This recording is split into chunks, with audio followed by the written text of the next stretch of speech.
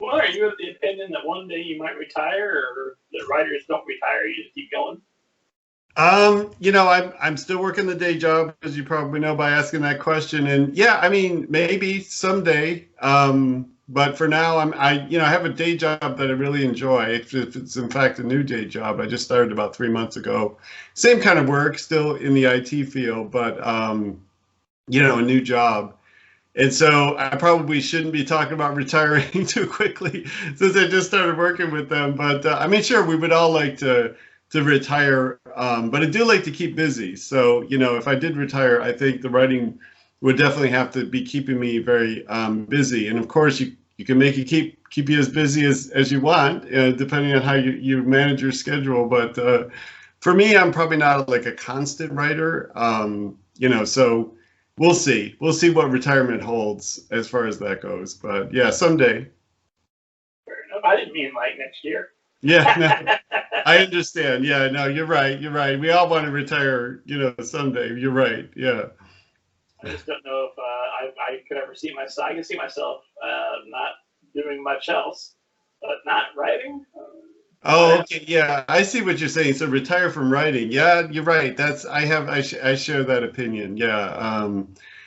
For me, being retired is not working the day job anymore and just writing. But retiring from writing, yeah, I think I would always be doing that. I think so. Yeah. Seems like what I'm destined to do. You probably feel the same. I guess you just said you did. Yeah. Just I mean, we'll see. We'll see. I might get to a point where I say, okay, that's the last story. I got nothing else. Yeah. Maybe I'll take up painting.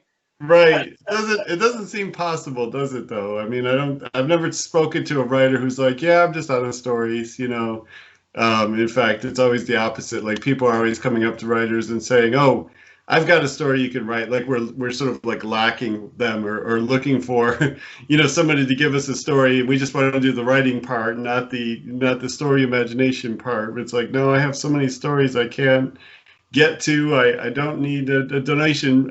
Thank you though for the attempt of a contribution, but yeah. It's even if I took the exact idea, I'm sure you do the same.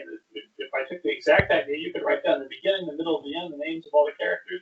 There's no chance that story's coming out the way you think it's going to come out, because once it passes through me, it's going to be raw flavor. That's right. That's we're the filter. That's right. That the story passes through. In fact, I often think that, and have probably said that a few times at different critique groups I'm in, where folks get a little kind of worried that someone's going to steal their story.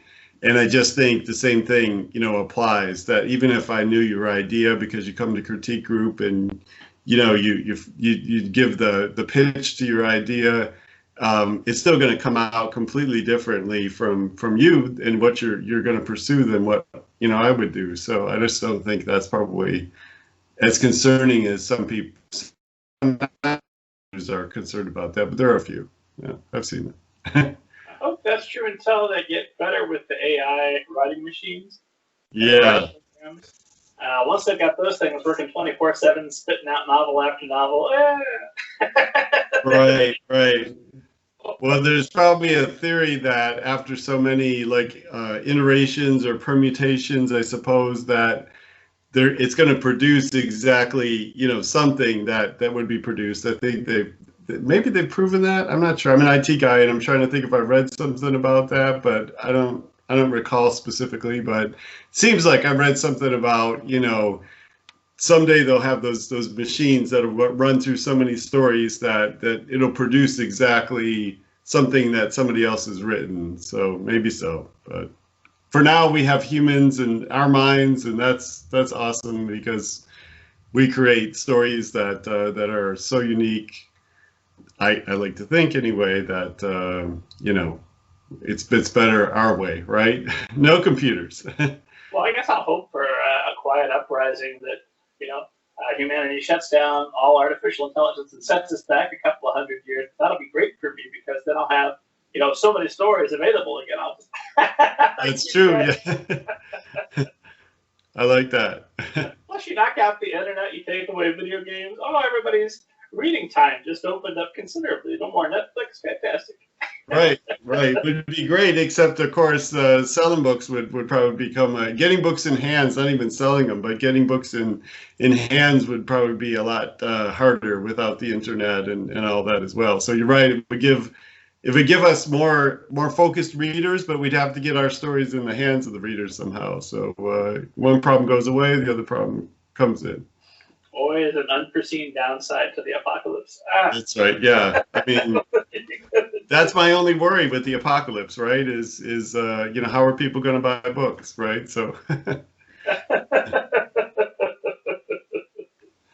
If you find out that the world has like a month left, you need to decide what books you're going to read during that month. Like, That's right. Yeah, load up your Kindle and let's hope that at least there's somewhere to get a little power so that you can keep it running while you, I suppose you don't need to load up the Kindle. You have books. You don't need the power. But books are books. And as I see right behind you on the shelf, there's, just always going to be there. Let's hope,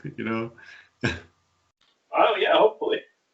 Although I got to tell you, I keep the books because people are forever sending me arcs, and anytime somebody comes on the show, I put their book up there so that eagle-eyed viewers on YouTube will try to scan the book titles so they can see it's previous guest books that are behind me. I've got 3 shelves over here, and then we've got another 4 in the back of the house that are filled with our books. But then anymore, I still like to have that Kindle because I can carry, all my books with me. I don't have to worry that I forget one. Nope, they're all right there. Yeah, that's right. I mean, I use both. I know there's some readers that are all one way or all the other way. But for me, same thing. I mean, there's books that I just have to own. It seems like with middle grade, I buy a lot of the books, like hardcover. It just seems like I want the book. I don't know if it's writing in the genre, or if it's just the type of book it is. But then, when I'm reading more like adult books or, well, young adult is kind of a cross. But when I'm reading adult, I tend to load up the Kindle a bit more. I mean, it's still a mix, but I use both. Yeah, that's for sure. Because, you can't beat travel. We were away this past weekend, and I had the Kindle with me. Even though we drove to where we went down to Orlando, but even though we drove, I was able to just not have to pack like a ton of books, for reading at night and by the pool and stuff like that. I just had the Kindle. So there you go. Nice. Backlit.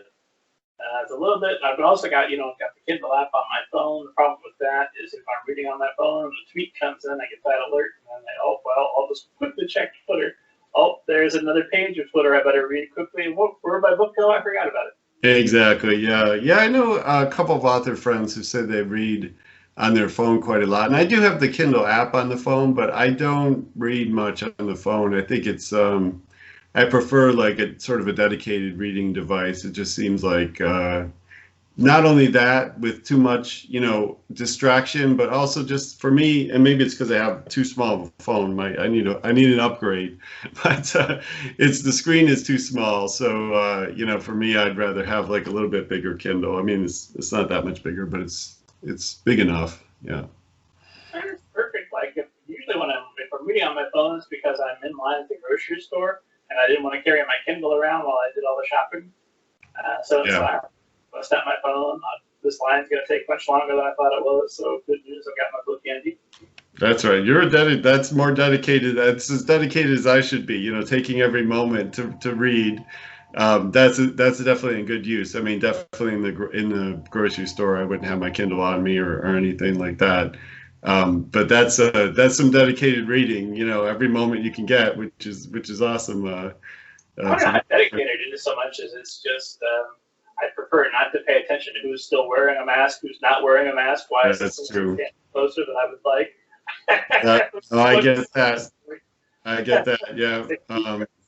It's been hard these last few months with the changing rules and people obeying the different guidelines in the stores and not obeying them, and yeah, that's tough.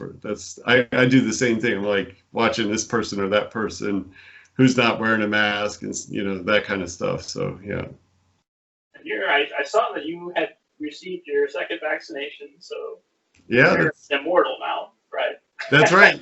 Yep. Nothing can happen to me. That's one of those, I guess what's the term? It's anyway. I'm losing the term on that one, but yes. So I think that that I'm just invincible, like one of my comic book heroes. I got the one of the Fantastic Four behind me there. One of my favorite issues. I have a huge comic book collection. But anyway, yeah. So sure, I must have superpowers now with that second vaccination. Is that how you feel? I feel a lot better than when I didn't have it. I went to the movies for the first time in a year and a half. I went to a matinee on an off day. I saw A Quiet Place too. That's not going to be the same at home with the 7-year-old demanding food every 5 minutes. Like, awesome. That's not going to be scary and fun.